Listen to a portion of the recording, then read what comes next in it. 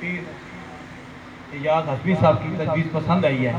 جمعیت علماء پاکستان کو اگر آپ فعال دیکھنا چاہتے ہیں تو قائد ملت اسلامی علامہ شاہ نورانی علیہ رحمت کی جانشین شاہ عباس نورانی صدیقی صاحب کو صدر بنا دیا جائے اور ان کے ساتھ متحرک قسم کے سیکٹری اور بات آگے بڑھے گی۔ دوسرا عرض یہ ہے کہ پورے اضلاع میں جہاں اضلاع سے ضلع صدور ہیں یا جنرل سیکٹری ہیں،